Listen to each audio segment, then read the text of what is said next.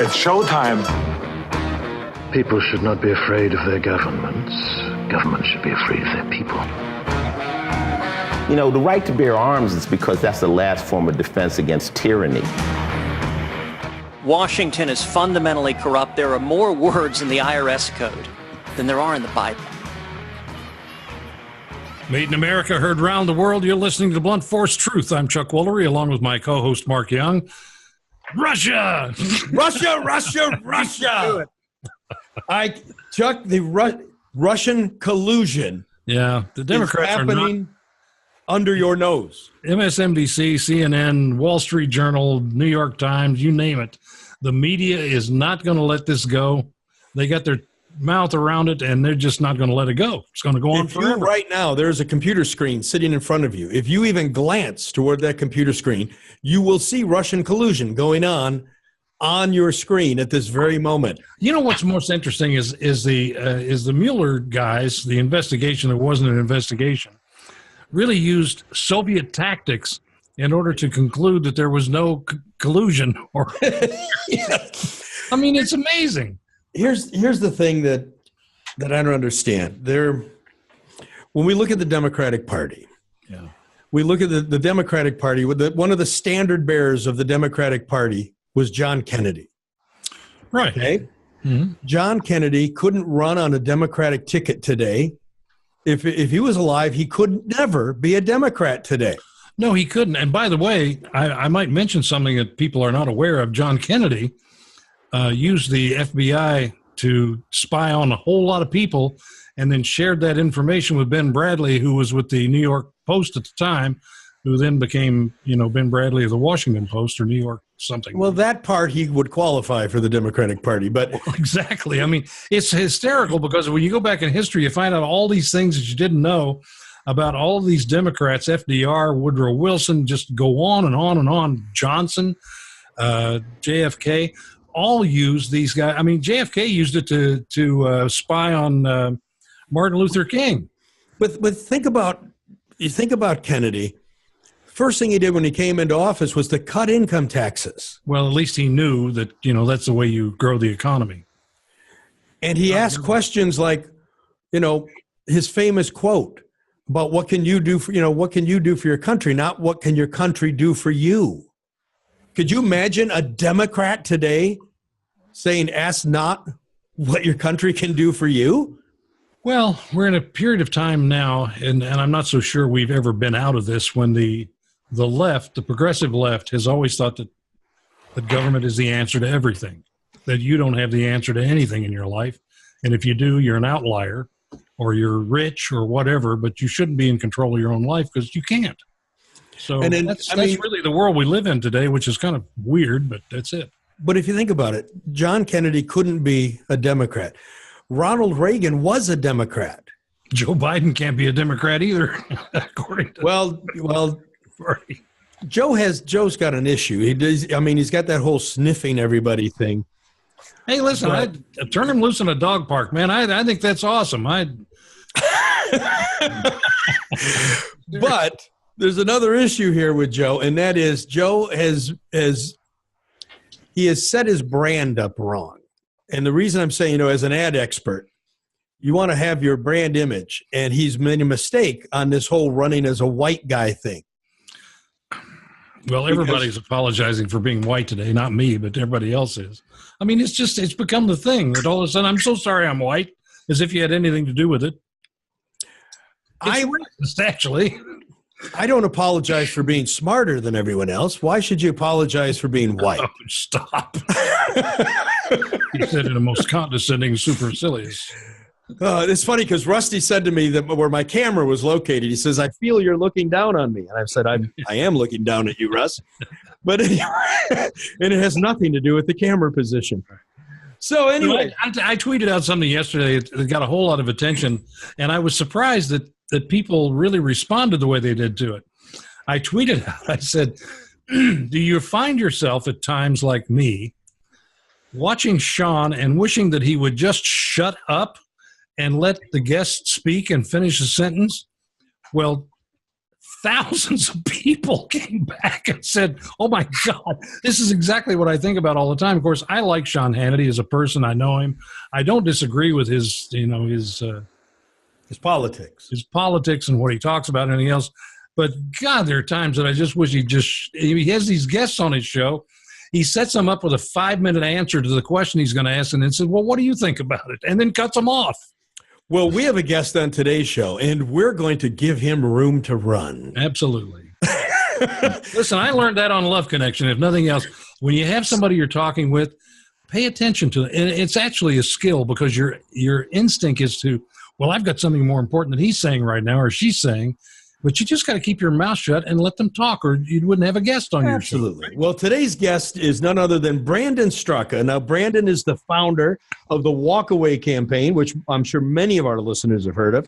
He's a recovering liberal and a former Democrat supporter who has very publicly walked away from the political left and created a social movement engaging others to do the same. Now, he even got his own hashtag, too, that old walkaway hashtag. Listen, Brandon, I welcome to the show, by the way, Brandon. Thank you very much. And I must say, the first time I saw you in person was on the Mark Levin show, which I watch religiously, and you were just awesome. I immediately called Detroit and said, look, I got to get this guy on the show. He's got an awesome story. He's a great guy. Let's have him on. And you were so nice to come on and be a part of our show, so thank you. Thank you. It's great to talk to you. Thank you. Thank you. So let me ask you something, because I'm not sure I really got this story. What happened? You lived in rural Nebraska, correct? Yes, that's where I grew up. And you moved to New York City. Yes. Why? Well, I moved to New York City after I graduated from high school because I wanted to pursue being an actor. I wanted to pursue a career in performance. But honestly, too, because I'd grown up in rural Nebraska, and as a gay man, I was just looking to just get the hell out of Dodge, and I just wanted to run to New York City and be around, like-minded. Makes sense. It's very funny. The only gay guy I knew as a kid was a guy named Vestal who lived four houses down from me in eastern Kentucky. And he finally just went to Cincinnati. Cincinnati was the Mecca then. Got it. Yeah. Yeah, no, so I ran to New York City, and I just, I fell in, obviously, with a very liberal crowd because that's what New Yorkers are. And that's largely what, the gay community is. Exactly.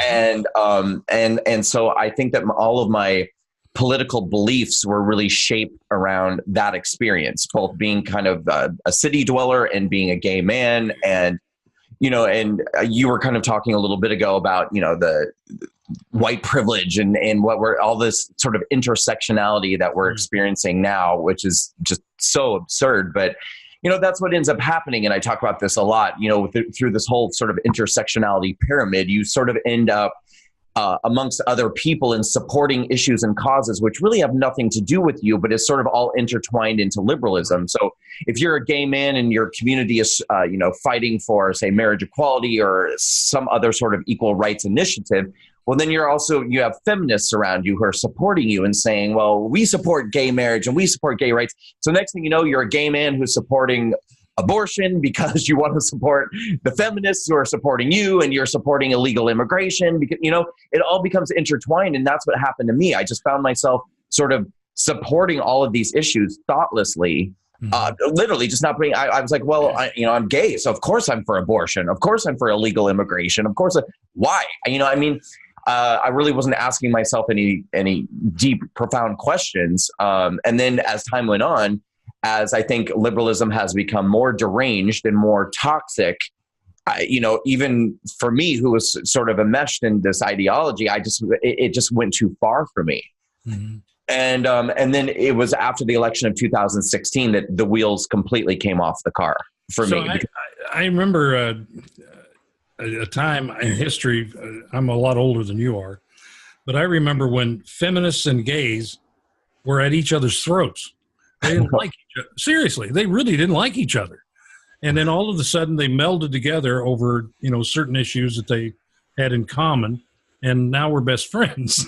Right. So, Yeah, no, it's very illogical. And now, feminism now they're largely pushing toward transgender women, I think, are actually held to they're at the top of the intersectional pyramid, even more than biological women. Which is odd to me. I find that strange. It is strange. And by the way, you bring up this pyramid. Let's walk people through this for a minute. There is this whole pecking order of identity politics of where you sit on the pecking order of what you call it, your rank, your level of importance.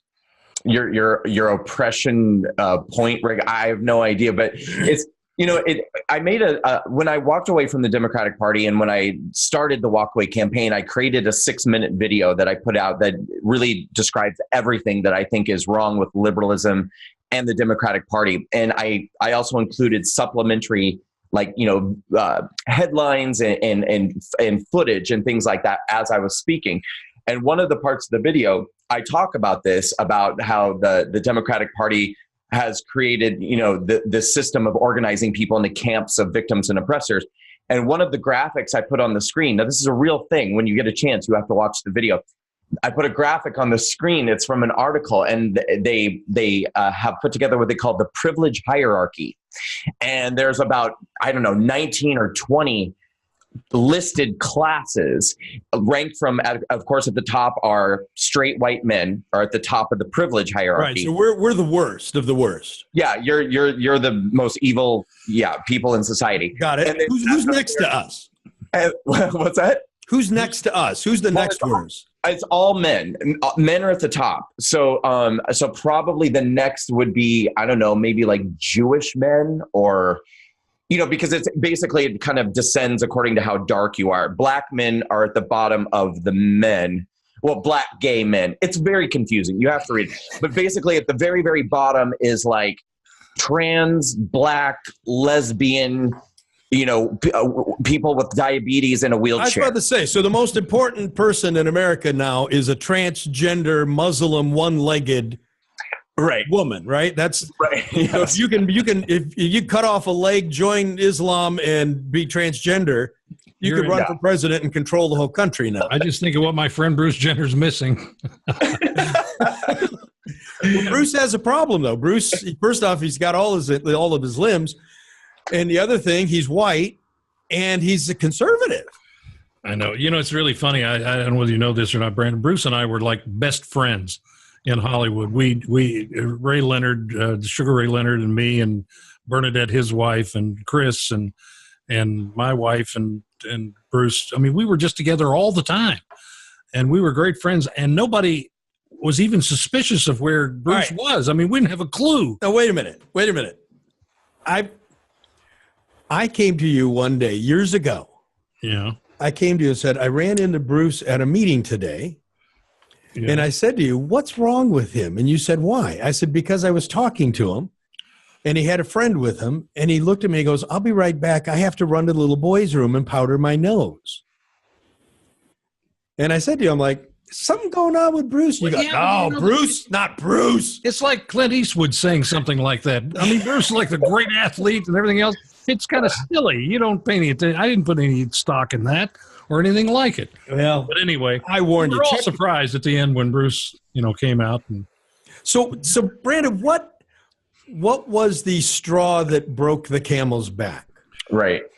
Well, okay. So if we separate, say, just the Democratic Party and the politics itself from sort of the liberal ideology and the way that affects culture, because from a cultural standpoint, I was already feeling shoved away because I got really sick of hearing about, white privilege and the oppression and what I was starting to see a lot of too, which is really coming to light, like with things like Jussie Smollett and even the Russian collusion to a certain degree, is the ways in which liberals would just automatically latch onto and, kind of believe all victims, even when there was absolutely really no evidence to support. And in certain circumstances, it was like, I think this person is pretending like a hate crime happened to them. And it's like, there's no evidence to back up what they're saying.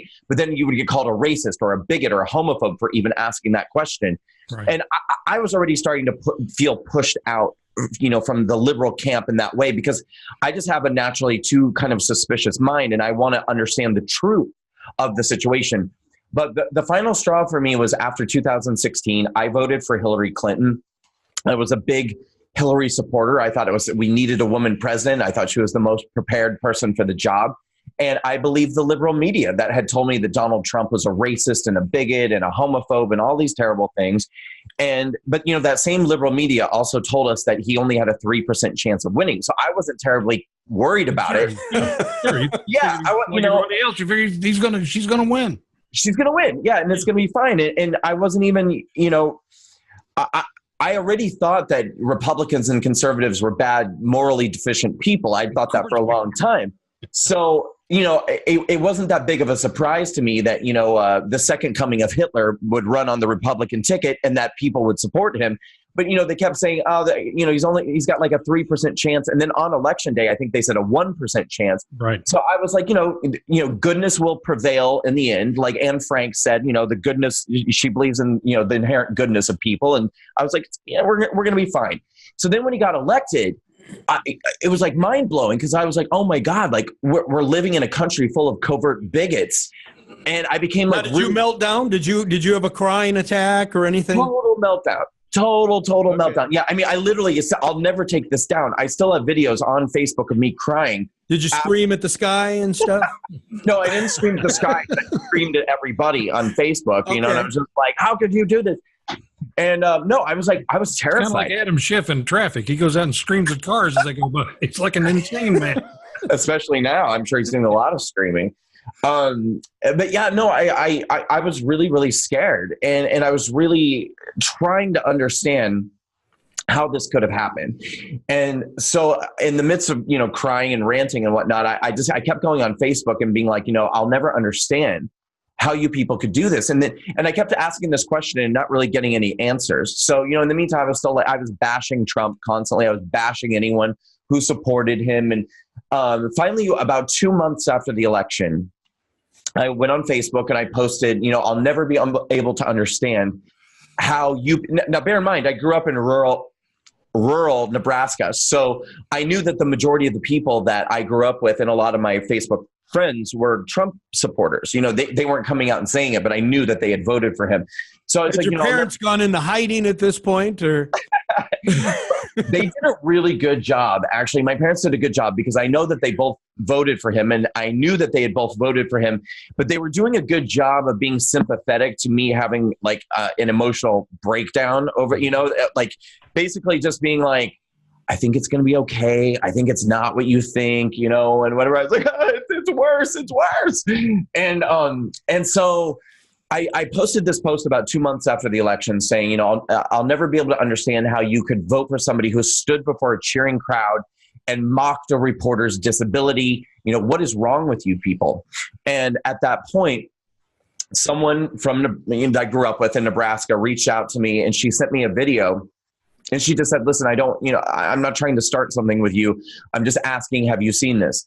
And it was a video entitled Debunking that Trump Mocked the Disabled Reporter. And I looked at it and just looking at the title, like enraged me, and I got back to her and I was just like, I couldn't wait to watch it because I was like, I can't wait to tell her how stupid she is for falling for this, brainwashing propaganda. And so I pushed play. And it was about a 5-minute video, a compilation of footage showing Donald Trump in numerous same thing. Yes. Doing that same voice and that same gesture throughout the years in numerous circumstances in which the commonality was that he was imitating someone who was caught in a lie or doing something shady or groveling because, they'd been caught doing something dishonest.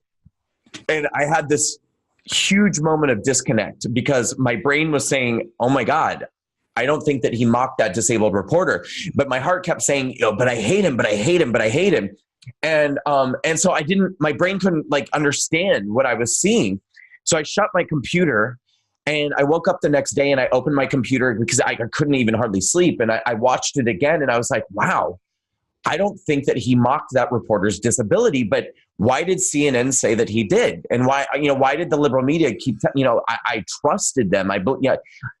Especially as a gay person, I really believe that they were looking out for me because, the stories that they tell, when the liberal media tells stories, it's always through the filter of, racism and, Black people are in danger and gay people are in danger and danger. And so I'm like, well, why on earth would they tell me I'm in danger if I'm not? I thought that they were on my side. So this kind of sent me on a journey of research, and I started asking other liberals, have you seen this and what do you think about this? And right away, I was met with all of this opposition and hostility and contempt, and people just for simply asking the question. People were like, "What? So you love Trump now? Are you going to the dark side?" I don't love Trump. I'm trying to understand why the media that I place my trust in would tell me something. I mean, literally, intentionally create a lie designed to scare me. And people got angry with me for asking this question. So it became clear to me I wasn't safe asking these questions. So I would just get in bed at night after work and just read more stories and watch more videos. And I found the most fascinating things like. So you're saying that your safe space wasn't safe anymore? Not so safe at all. Yeah. Well, I mean, what I think is really amazing here, Chuck, is what I'm hearing is something we've talked about before. Brandon engaged in epistemology. He decided to ask himself, how do I know this? He actually challenged his own thinking to say, how do I know what I know? Yeah. And let me tell you, that's a very important point. I think a crucial point, because part of the reason I was able to switch sides eventually and walk away is that I legitimately wanted to understand what is going on and why did this happen? Unlike many of the other liberals that I went to with my discoveries, thinking, because here's the thing, I was scared to death. I was terrified, and they were terrified too, and angry, and I didn't want to be scared. I didn't want to be terrified. I wanted to actually feel better. And so when I started discovering that, oh my God, all these things that we're scared to death about, at least half of them aren't true, and they're being kind of designed by the media, and we're being manipulated. So here I'm thinking this is, in a way, this is good news, because we don't have to be so afraid. But people were mad at me for coming to them with this evidence. They wanted to be angry. They didn't want to understand. And I think that's one of the key differences. I didn't want to be upset, and I wanted to understand. So I kept doing research, and I kept reading, and I kept watching videos, and I started to discover these things like when Black people would come to Trump rallies to support him, CNN would cut them out of the shot so that it looked like there were only white people there. And I revisited, did he actually call all Mexicans rapists? Did he actually advocate for the sexual assault of all women? Was it really a Muslim ban? And I started to actually look at the proper context, and I was like, wow, they're doing this time and again and again. Now, this is what I'm saying is probably laughable to you guys because you're like, duh. But I mean, listen. No. It's not laughable to me, and I'll tell you why. I'm a person who, like, for instance, I watched CNN for an hour this morning. I watched MSNBC for about a half an hour. I sample the networks, and I sample the Wall Street Journal. I sample the Washington Post, the New York Times. I mean, I really try to do the work to understand what's going on the other side. And I am convinced that if this is all I heard all of the time, I would feel the same way. Yes. So it's really, and I hate to use this word because it's not stupidity. It's true ignorance. It's real ignorance. It may be willful, it may be whatever, but it is ignorance. And it's availability bias. It's what's available to you over and over. Yes. And that can be forgiven, I think. So I forgive these people because I understand where they are. I don't like it, and I certainly fight against it, but I do understand it. Brandon brought up a good point here, Chuck. He was talking about he was terrified and horrified when Trump was elected because he was told that his way of life was going to be threatened. Right.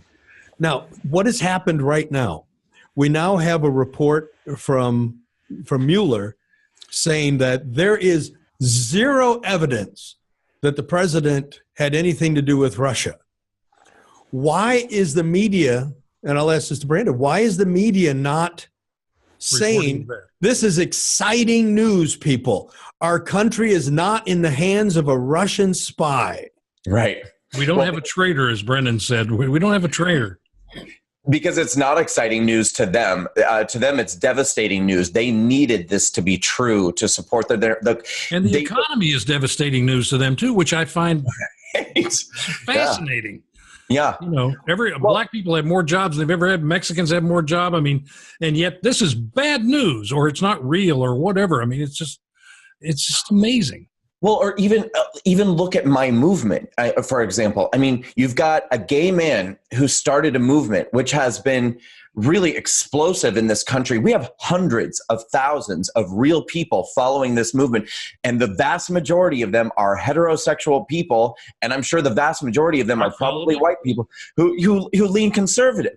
Right. Do you think why wouldn't the media, who's constantly pushing the narrative that gay people are in imminent danger all the time, why wouldn't they want to tell the story? Hey, look what's happening. Conservatives are following a gay man, and they're, you know what I mean? Like, that's an incredibly positive thing. Well, number one, they don't know what a conservative is, and any more than, quite frankly, most Republicans don't know what a conservative is. I am a conservative first, and I vote Republican by default. I don't really like, I don't like the Republican Party. I don't like anything about, well, not anything about them, but I have nowhere else to go. Well, look what happened to Peter Thiel. Peter Thiel gave a speech at the RNC, and what was the gay magazine that I'm thinking about? What's the one? Is it Out? Probably Out. Out ran a story saying that Peter Thiel was no longer a gay man because he spoke in favor of Donald Trump. Now, how do you do that?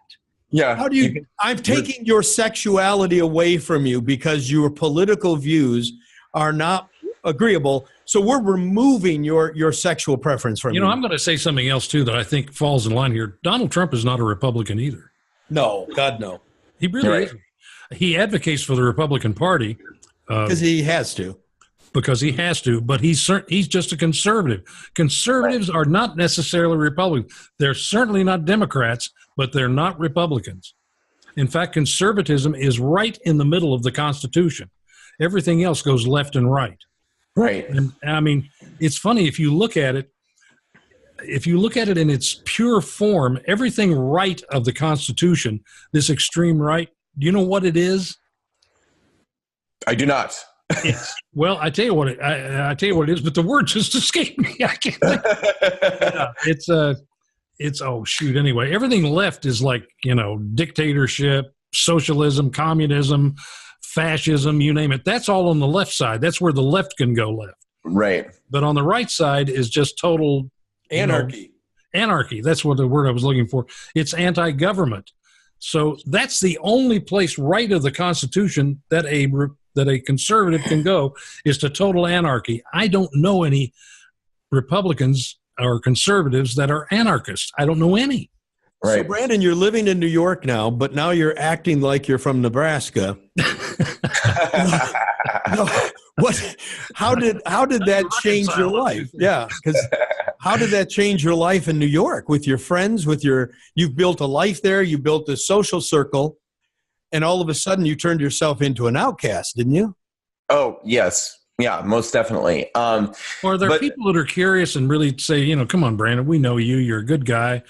You know, what's this really all about? Why did you do this? I mean, is there any honest curiosity? No. Your group of people? No. And that has to this day been one of the most disappointing things about this whole experience is because. Well, you have to run to people who are outside of your circle in order. Yeah. I mean, it's how uncomfortable is that, or maybe it's not. Well, I don't mind if I sit down and have the opportunity to have a conversation with somebody and we go through everything point by point. And when they get done, they say, okay, listen, I've heard you. I do understand now, but I don't agree. I don't, whatever.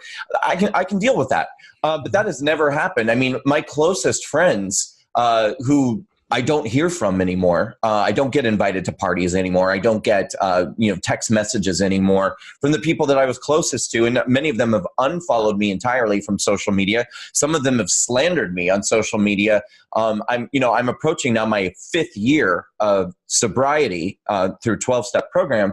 I've had people that I was close to say that I'm drinking and taking drugs and that I'm relapsing, that I've had a nervous breakdown. I mean, it's terrible. Like some of the lengths that people will go just because they can't understand that you've had an epiphany and that you've had a transition in your life ideologically. You'll find something, and I can relate to this. I can relate to this on a very personal basis. For 45 years, I lived in Hollywood. We all know what Hollywood is. We all know without question. So I am surrounded by good friends who literally do not believe anything that I believe, nor do I believe anything they believe. Yeah. And I still had them as friends. Now, I was not as vocal when I was in Hollywood as I am once I left, simply because I wouldn't work anymore. They wouldn't hire me.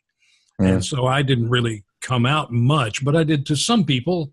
I can remember I was about an hour before Love Connection. I'd go in and get makeup and everything else. And I was sitting there at 3:00 in the afternoon, and my producer, Eric Lieber, walked in, who was a big liberal. And Eric walked in, and he looked at me, and Limbaugh was on television at the time. And I was watching, and he looked at me and he said, "This guy, once Clinton's out of office, this guy's going to be finished." Maybe Brandon, so. Who knows? I'd like to introduce you to a new type of podcast. And by new, I mean there's never been anything like this before, not in terms of scope or ambition. The show's called Living Beyond 120. Science proved that lifespan could exceed 120 years back in the 1960s. And the Bible first mentioned living to 120 years 6,000 years ago in the book of Genesis. But the question is, how do we get there? Living Beyond 120 tries to answer this question. The show is an exploration into human longevity and what it will take for us to live longer, healthier lives, featuring interviews with some of the most respected minds in longevity science and tackling big subjects like how the medical system, big pharma, and maybe even our own government don't want you to live longer. Living Beyond 120. It's hosted by me and my co-host, medical expert, Dr. Jeffrey Gladden. You'll find the show on iTunes, Stitcher, or your favorite podcast directory, and you can also listen to it at the website livingbeyond120.com. So, sticking with that for a minute, Brandon, you went to New York to start an acting career. Yeah. How is that going, and how has the walkaway movement affected that career goal?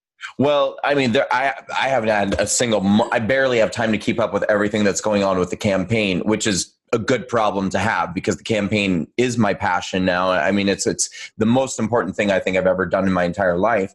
I'll have to answer that question probably after 2020 because it is my intention to at some point return to that. My hope is that we can make enough of a change and enough of a dent in our culture that there will be a place for people like me in entertainment in the future, which now, I mean, and I just think that has to happen. I mean, for a number of reasons, but I mean, people are sick to death of Hollywood and Hollywood conservatives. The movie industry is tanking. The award shows are tanking. And then you put a show on like Roseanne and it skyrockets instantly to number one in success because people are so hungry and so thirsty for a voice that sounds like theirs and one that isn't just the same old liberal lunatic stories being told again and again and again, like that horrible revamping of Murphy Brown. Oh, and Will and Grace, yeah. That too. I mean, it's just the same stupid stuff over and over again. Candace Bergen was a very close friend of mine. Her mom and dad were like buddies. I knew them all she was much younger, obviously, but I knew them all very, very well. And I'm sure she's a lovely person, but I mean, that show was just a terrible idea. It's awful. Yeah. But the point is that, people are so desirous, I think, of characters on television or entertainment that is reflective of A, reality, and B, something that I think is relatable. And there is nothing relatable, and we need to change that. I mean, if they started, and listen, it doesn't have to be a dogmatically conservative show. People need to turn. Reason. Yeah, people need to be able to tune in to television again or be able to go sit in a movie theater where they don't see characters that are white people who are bumbling idiots. Or criminals. Or criminals, or be told through the stories how unnecessary men are, or how evil they are if they don't think that our borders should be open to anybody who wants to come in whenever they want. I mean, it's not very subliminal the way that they tell these stories in entertainment. People are sick of it. Norman Lear was he was the kind of progressive guy. Nobody knew what progressivism was, but he's been a progressive forever. And Rob Reiner falls under that tutelage because Rob worked for him so many years. So I understand Rob's position. He was pretty much born into it with Norman Lear. And if you go back and you look at Lear's thing, even All in the Family and everything, it's always a dumb man they're stupid. We don't know anything, and everybody tells us what to do, and we look ignorant and stupid. Now, two things: we're either stupid or we're a mastermind, wealthy white man criminal. Yes. But if you look at ads today, I defy you to find an ad where a white man takes charge and says, "This is what you should do, and this is how you should do it, and this is my ad for this company." It doesn't happen. Those are the commercials produced at my agency, Chuck. Well, whatever. But I mean, it's just amazing to me that we are so incredibly stupid. Right. Well, I just saw a movie last week. It's been a long time since I saw a movie in a theater, but I saw a movie called Us, which was made by someone named Jordan Peele, who is a black man, and he's been making these movies recently. Good movies, by the way. His last one was a movie called Get Out. But it's so seeped into the story and the narrative, what they're trying to tell you in this movie Us. It's about a black family. It's they kind of go through this horrible experience, and it's a good story, but they felt the need to put in this white family. The white family in this story were the only characters in the entire thing that were completely, not fleshed out whatsoever. They were disposable, absolutely disposable people.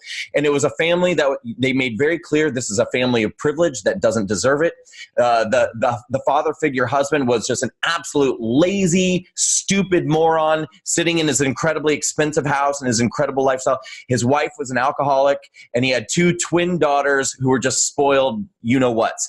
And then we get to watch this family be slaughtered on screen, and it's just I just watched it. I was like, it's so obvious what you're doing, showing us that white people don't deserve anything that they have. They're lazy, stupid, alcoholics, vacuous people, and absolutely disposable.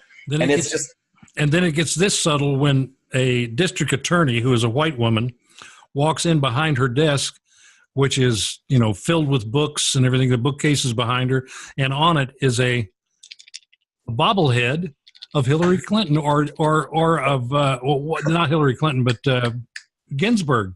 There's a bobblehead of Ginsburg. They do things that are so subtle and so unnecessary, but to them they think it's just so necessary to do this. Clever. Right. I hate it when people cram their ideas down your throat through media. It just drives me nuts. So I want to ask you a question. Even conservatives, I wouldn't like it if conservatives did it. Yeah. When you were a liberal, did you refuse to have friends that were conservatives, or did you end friendships because someone was a conservative? I did. I don't know that I could say that I refused to have friends, because I did have some friends who were Republicans, some, and I didn't like it. And when politics came up, I used to get really angry at them for being so dumb and, unevolved like me. But there was definitely a girl that I knew from my early adulthood she was a good friend. We had a lot of good experiences together, but we lost touch after I left Nebraska. I came to New York, and we found each other again through social media and through Facebook. And through that experience of finding her again on Facebook, I saw that she had switched from being a liberal to a conservative. And I told her, I said, I can't be friends with you anymore. Like, this is not cool. I don't know what happened to you. Something is wrong, but best of luck to you. I'm out. And I cut her off. And she was one of the first people that I went to after I had my own epiphany and woke up. And I just said, I am so sorry. I am so sorry. And you know what she said to me? Good for you, mended the relationship. Yeah. Yeah. And we're friends again to this day, but I apologized to her. And she said, listen, she was like, I do understand what you're going through. And she said, and because I'm a conservative, I forgive you. So now you've made new friends, but you've lost friends now probably too. Oh yeah, I have. I've lost. Brandon, it's an interesting thing, because I believe that liberals go to war and live in war every day. Their whole life is warring and battle. And conservatives don't live like, number one, we all work for a living. We try to make a living. We try to have families. We do all of this stuff. But we're just not at war all the time. And it must drive them nuts. Well, do you find yourself to be a happier person now? That's an interesting question. It is an interesting question. The answer is yes. But it's almost difficult to answer, because When I made a decision, I mean, it wasn't really a decision, but once I had a realization that I am a conservative and I made a decision to switch my registration from Democrat to Republican, I think because I'm gay and I already sort of had that experience of being a gay man, or, you know, being gay in the 80s and the 90s when I was growing up and really seeing what, you know, homophobia at that time was like and being in the closet, et cetera. I was like, I'm not going to do this again. I'm not going to like live the same experience in reverse that now I have to be closeted with liberals and I have to be closeted with the gay community. I was like, I'm going to be very outspoken and do this in a very public way. Now, I wasn't a public figure in any way, shape, or form at the time. You know, I was a guy who had like 40 Twitter followers, but I started this thing called the Walkway campaign. I put out the video, the 6-minute video. I encouraged other people to make their videos and start this testimonial campaign, and I called it the Walkway campaign, and it just exploded. And next thing I knew, within 6-7 weeks, I was regularly on Fox News. I was going to Los Angeles to attend Dinesh D'Souza's film premieres and doing all these public speaking engagements. So to answer your question, my experience, I think, has been very rare because coming out as a conservative just sort of skyrocketed me to this sort of world that, I didn't live in before in a certain level of success. I feel very useful now. I feel like I'm doing something that's very important and very necessary. You are. And that makes me happier than I've ever felt in my life. Do you feel any conservatives reject you? No. Nope. I don't. So being a gay male has not been relevant. No, and it's not. First of all, this is a great lesson, though, Brandon, for everybody, not like you, but everybody who's different, whether they're black, whether they're Hispanic, whether they're gay, whether they're straight. It doesn't matter. Only matters to the left what your ideology is and your skin color and everything else. If you don't agree with, if conservatives just don't even think that way, and yet we're accused of being those people. And we're not judgmental like that at all. I don't think most of us are anyway. Right. But then again, I don't think most people are racist either. And I don't think most people are homophobes either. And I don't think anything like the left thinks, that it's all a disaster and it's the end of the world and Washington is going to blow up and LA is going to fall into the sea and all of this crap that goes on every day of just fear. And I just don't believe it. I don't believe it either. I also don't think that the majority of people are racist or homophobic. They're not. No, they're really not. And I think there seems to be this sense of great celebration and relief when people walk away, particularly minorities, because I think that conservatives really love and appreciate and celebrate when a person who is black or brown or gay or whatever understands that they can break free from the groupthink and the tribal mentality of the left and just embrace your individualism. No one's asking you to deny that you're black or to deny that you're gay. It's fine. But it's like that doesn't have to inform how you have to think or what you have to believe or how you have to vote. It's like, or whether you have to be offended or not all the time. Yeah. I mean, listen, you can imagine, I lived in Hollywood. I know a lot of gay people, okay? Lots of them. Hundreds of them. There's lots of them worked for me in wardrobe and whatever they did, okay? Not just that, but other. We used to joke with each other. I'd make gay jokes and they thought they were hysterical. They'd make jokes about me. But today it's like, no, you can't do that. I'm offended by everything that you say and everything that you feel. So it's like, we're not that exclusive. No. We can actually tolerate each other. Right. What you just said, I think, is a really important point, too. So one of the things we're doing with Walkaway, one of many things, is we're starting to do these town halls now, and where we're actually addressing these minority communities that have been targeted for so long by the liberal media and by the Democrats. And last week, we did the very first LGBT town hall, Walkaway LGBT town hall. We did it here in New York City. It was a huge controversy because we ended up getting banned by the first location because it's a long story, but the liberal media started calling us a hate group, neo-Nazis, etc. We got canceled. So, by the way, were you anti-gay in this event? Right. Oh, let me tell you, my panel for the LGBT town hall was a black gay man, a Jewish gay man, a transgender female, and me. And but we ended up finding a new venue and doing this event. It was a huge success. We had like 250 people come from the LGBT community in New York, despite them trying to shut us down and protesters coming, et cetera. But one of the comments that I made to this group was that, I said, for those of you out there who are, 23, 24 years old or younger, there's something that you may not know. And that is that the gay community actually used to be kind of cool. And we actually used to have a sense of humor about ourselves.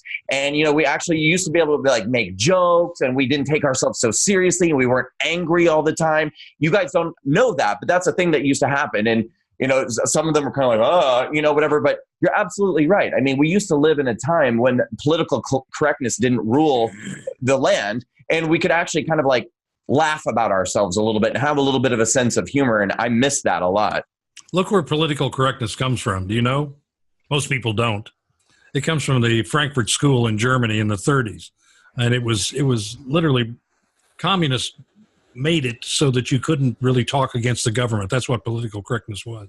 Wow. They were so intimidated by Hitler that they were run out of the country before the war started and before the Jewish persecution started. So where did they go? Do you know where they ended up? On the campus of Columbia University in New York. Wow. That's where the school, the Frankfurt School of Political Correctness is today.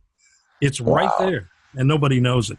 So the thing I was going to say to you is, along with your journey, it might be very interesting for you to go back and look up progressivism, find out what its roots are, where it came from, what was born out of it, and it will put a lot in perspective for you. It's been around since the 1800s, 1860s actually. Okay. Hegel, Hegel. Look up Hegel and you'll find out the roots of it and what the branches were, because it's like there's another name that no one knows because he's been excluded from history. It's Giovanni Giantelli. And Giovanni Giantelli is, guess what?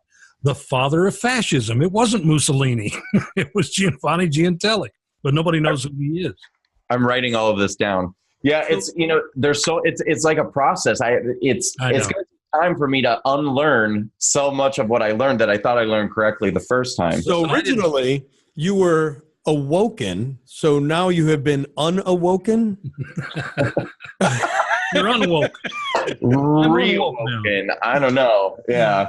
No, this is the awakening. It's happening now. It's happening to a lot of people. So tell us what's coming up. What's coming up for the Walk Away movement? What do you got going on? A lot. So on April 12th, myself and a small team are flying to Grand Rapids, Michigan, and we will be filming what will be the first of the Walk Away video series. So these will be videos that will be coming out, educational videos, kind of like in the style of how PragerU does, animation, graphics, speaker. Those are awesome, aren't they? No, where in Grand Rapids are you going to be? Well, I'm here in Michigan. Where in Grand Rapids? I don't know. That's where the crew is. Yeah, Mark's in Detroit. I'm in Texas. Yeah, and I have an office in Grand Rapids. Well, I'll swing by and say, hey. Yeah, let me know when you're here. So what else? What else you got going on? So we'll be doing the Walkway video series, like discussing different issues from socialism to identity politics to political correctness to the liberal media bias to all sorts of different topics. And we're going to make amazing videos. We're going to continue to do our town halls across the country. We've created a documentary short film, which is really targeting the Black community and all of the reasons why they should be walking away. It's actually 20 Black Americans who have walked away from the Democratic Party. It's their testimonials that we've made into a documentary. We rented out a theater in Harlem, the Magic Johnson AMC Theater. We raised the money so people can come for free. We did a free screening of the film and then did a town hall style discussion afterwards in the theater. And we're going to do that around the country to communicate with the Black community, the Hispanic community, the LGBT town halls. And basically just really continue to get the word out about Walkway and why people should be, creating these testimonials, telling their stories and walking away. But there's, we're going to be just kind of traveling the country, doing college campus tours, doing public speaking engagements, just getting that other point of view out. I get a sense of this is like really fun for you. It's almost like you found your center or something. It may not be what you thought it was going to be, but I'm not so sure that you just weren't born to do this. I agree. I mean, it's in this weird way. This is absolutely not how I saw my life turning out in any way, shape, or form. You think I really saw my life as a game show host? Trust me when I tell you. But at the same time, I look at it and I recognize that every experience I ever had my whole life led me to this point. I mean, I don't think it's a coincidence that a gay man is leading this movement. I don't think it's a coincidence that it's somebody who's an actor and who wanted to be in front of the public and who wanted to be in front of the camera and who wanted to And these are things that the left likes to use against me. Oh, well, you're just a failed actor, so now you're trying to whatever. And I'm call like, me a failed game show host. Don't worry about it. I had 601 shows. I know, and I get reduced to the sidekick of the failed game show. Right. So imagine how badly I am, and I'm a white male on top. So no of it. matter what you accomplish, you're going to be failed by the left. That's true. That's true. By the way, that is true. By the way, you know that. But the whole point is that this movement couldn't be working if I didn't have those characteristics and trait in me that wanted those things. Like, how could this movement be a success if I was camera shy? How could this movement be a success if I don't want to talk to anybody on camera? That's how it works. I have to be able to be comfortable speaking to people and to be out in public and spreading this message. That's why it's working. So I don't care that they call me. You just described me. You just described this podcast, in fact. Right. Because this is not what we set out to. Neither one of us set out to become political commentators. No, not at all. Not at all. Yeah. What can we do to help you? Because we'd be more than willing to help any way we can. Keep talking about the Walk Away campaign. Where are you guys located? I'm in Texas. I moved from LA. I was released from prison. Okay. Not knowing what the benefits of being in Texas would be, but I came here. I'm right outside of Austin, and Mark is in Detroit. All right. Well, I'll definitely keep in touch with you as we're kind of coming to those areas and stuff. But I guess for anybody listening, what they could really do is we are a grassroots organization. At this point, we don't, despite what you might read in CNN and certain other, liberal news outlets, we are not an astroturfed movement. We don't have large like donors. Mother Jones. No, yeah, no, but I mean, we're not. This is something that I created, and I have an amazing volunteer team. None of us. I'm a volunteer myself. So if anyone wants to help support our movement, they can go to walkawaycampaign.com, click donate. Please consider making a contribution. Or if people want to help us volunteering, we do have 50 state groups now around the country. We have leadership in all 50 states. We're going to be growing that as well. So there's lots of volunteer opportunities. But the best thing that you guys could do for us is keep talking about it. Please keep talking about it. We will. I mean, obviously, I've got a little over 500,000 followers on Twitter, and all I talk about is politics. It's not about show business. That helps enormously. I mean, if high profile people retweet these events that we do, and that's huge. I mean, because I have to say, I don't want to bite the hand that feeds me, but there is a difference between the conservative media and the liberal media. And as fortunate as I've been to have gotten the exposure that I've gotten going on Fox News and whatnot, the conservative media doesn't support conservative movements the way that the liberal media supports liberal movements. I mean, when someone like Linda Sarsour or these people from the Women's March are throwing events, it's because most Republicans are not conservative. That's why there's a division, and people are confused. Just because you're a Republican, it doesn't mean you're conservative. There are many, many Republicans who really hate conservatives as much as they do liberals. And that's just the truth. That's the world we live in. I understand it, because I've been in it a long time, but a lot of people just don't understand that, and it's very true. Well, if you would too, let me say something. If you follow Chuck on Twitter, which is at Chuck Woolery, pick myself up. Mine is at Mark Young Truth. We will both start, promoting what you're doing on our Twitter accounts. Thanks, guys. Also, and all. That's how you can tell it's a real Chuck Woolery tweet, not from The Office. That's right. If everything's spelled correctly, you know that it's not me. And then also, we'll have a web link in the show notes at Blunt Force Truth, so people can go there and they can contribute. We would be more than happy to contribute. Again, Chuck's in Texas. I'm in Detroit. I'm also in Tampa. If there's any events you're having you want either one of us to appear at, you let us know that, and we're more than happy to bring you back on here and keep you updated on the walkaway movement. You're a great guest. You really are. We like having you, Brandon. Thank you. I really appreciate that. And I don't want to put you guys on the spot, but if you're available on May 18th, we're going to be having our anniversary party at Trump International in Washington, D.C. Would love for you guys to come. And if you're able to. I broke my hip at that hotel. You broke your hip? Just about. I went to the Christmas party. He was at the bathroom. Christmas party and fell there. My wife had to drag me out on wet water, and so I could just stand up. I was in terrible. Oh, are you too traumatized to ever go back, or would you return? No. It's actually a lovely hotel. It's beautiful. Our room was great. What's the event? What's the event you're having there? It's our 1-year anniversary, the walkaway anniversary party on May 18th at Trump International. And we'd love to have you guys there. And if you want to say a few words, that would be really cool. So we can talk about that later if you want to, but it'd absolutely. be great. I'll have our assistant reach out to you and get some information. Thank you. That'd be cool. Yeah, I don't do anything. I'm just a knot on the log that talks. They do all the work back in Detroit.